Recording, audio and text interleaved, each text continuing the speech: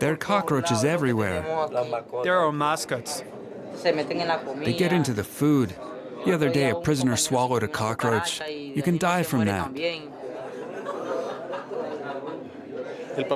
They make balls of paper and put them in their ears, so the cockroaches don't get into their ears. Rabble Rabble show, I got chat to them, I made them chat for it. Rabble Rabble, you don't know say I the one and only National Rabble Danger, and on this platform we do things different. Rabbling's religion is such a thing. It's one thing that can bring us together, but also separate us. Agree or disagree, make me know. Now, isn't it your belief system that your God will protect you and also give you what you don't already have? Make me know because I want to know. Rabblings, would you believe me if I tell you that in Venezuela, persons that classified as criminal have their God that they turn to, and this God is not your ordinary God. This God located at a burial site in a graveyard. It is said this God is also a gangster from couple decades back then. Rabble Rabble, straight rabbling, spree this.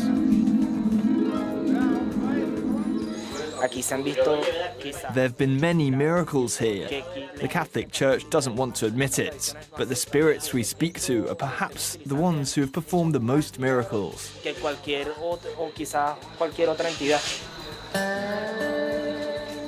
In Venezuela, life is not what it used to be. So why not reach out to the dead, or the Santos Malandros, the holy thugs, to be precise. The cult of holy thugs is a brotherhood of spirits. When they were alive, they weren't exactly criminals. They stole, but to give to the poor. They weren't like today's thugs. They're only interested in defending their home turf. They stole from the rich to give to the poor. They broke into trucks carrying food, then they brought it to their neighborhoods and gave it to the people. This statue represents the spirit of Ismael Sanchez, a famous gangster from the 1960s. His followers say he has immense powers. They give him offerings and ask for his advice. I sit here, I smoke tobacco, and I speak to Ismael and the other spirits, just like I'm speaking to you now. And in the smoke and ashes of the cigar, I'll get answers to my questions.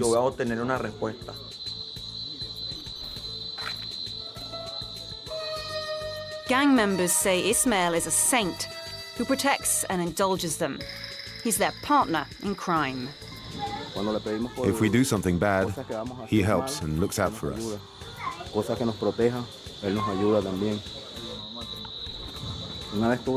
Once, I was having problems with some other guys. I saw Ismael in a dream, and 3 days later, they were all killed. I don't know who killed them. It wasn't me. But these guys would have killed me. It's thanks to him. What happened to your friend? I got shot. He was shot by people trying to steal his motorbike. But he will walk again. He'll walk again. I have to believe. Faith moves mountains. It's not only gang members who honor the dead Robin Hood of Caracas. Venezuela is in crisis. Daily life is about survival. The shrine is never empty. Many of us rely on them so that nothing bad happens to us, so we always have a little something to eat. So we're protected. Because at the moment in the streets, crime is out of control. Some of the members of the cult of holy thugs have been to prison. They describe extreme violence inside. If you speak badly to someone, you die. If there are any problems, you have to defend yourself with a knife. Being in prison is like playing a contact sport. You fight for everything, even sleep. Honoring the holy thugs is a way to get back on the right path.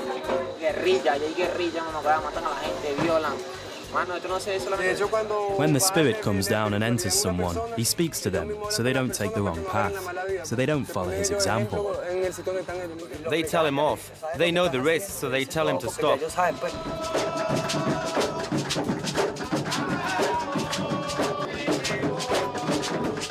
It's a big day at the cemetery.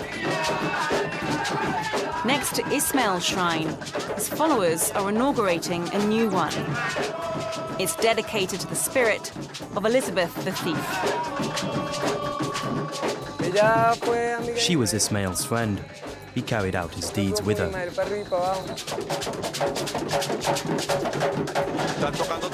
They're playing drums so that spirits show themselves and enter the human body. In Venezuela, Christian, indigenous and African belief systems have been fusing for centuries, constantly enriching the mix of saints and spirits to worship.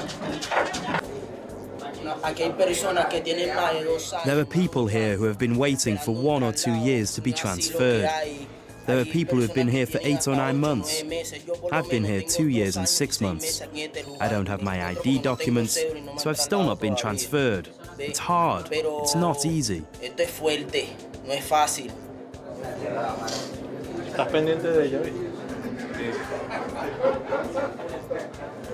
There are cockroaches everywhere. There are mascots. They get into the food. The other day, a prisoner swallowed a cockroach. You can die from that. They make balls of paper and put them in their ears, so the cockroaches don't get into their ears and spread infection.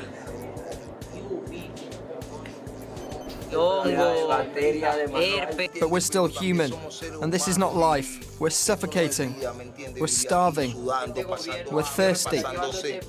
The police in Chacao say they don't have enough money or resources to feed the prisoners. Families and charities help them survive. Because of the situation in the country, it's really hard for our families to bring us food. So we're dying of hunger. That's unacceptable. One person died of hunger.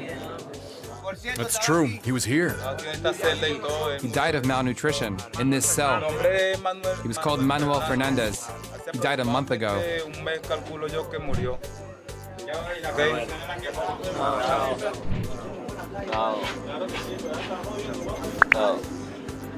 Rabble Rabble, no fear for tell them say you hear it, so remember to like, share and subscribe.